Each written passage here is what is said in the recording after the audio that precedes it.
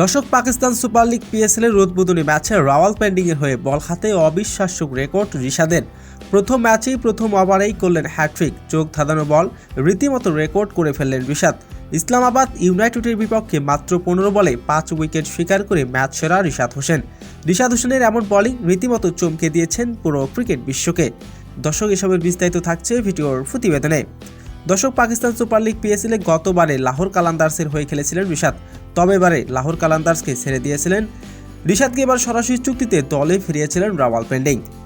Pakistan super league PSL এর উদ্বোধনী ম্যাচে ইসলামাবাদ ইউনাইটেডের বিপক্ষে খেলতে নেমেছে রিশাদের দল। তবে শুরুতে দিন টস জিতে আগে ব্যাটিং করার সিদ্ধান্ত নেন ইসলামাবাদ। শুরুতে ব্যাটিং করতে নেমে 4 ছক্কার ঝড় তুলেন ইসলামাবাদ ইউনাইটেডের ব্যাটাররা। বল হাতে তেমন একটা সাড়া দিতে পারেনি কেউ। পঞ্চম ওভারে বল হাতে আসেন রিশাদ হোসেন। বল হাতে প্রথম বলে দেন ডট বল। এরপর 3 বলে 3টি উইকেট তুলে নিয়ে হ্যাট্রিক করেন রিশাদ হোসেন। প্রথম ওভারে হ্যাট্রিক, দুর্দান্ত বল, রীতিমতো থমকে দিয়েছেন প্রতিপক্ষ দলকে। প্রতিপক্ষ ব্যাটারকে করেছেন নাস্তানাবদ।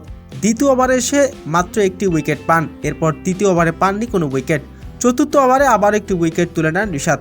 মোট 4 ওভার বোলিং করে 15 রান খরচ করে 5টি গুরুত্বপূর্ণ উইকেট শিকার করেন রিশাদের দুর্দান্ত বোলিং থমকে দিয়েছেন প্রতিপক্ষ ব্যাটারকে, দিশেহারা করে দিয়েছেন তিনি।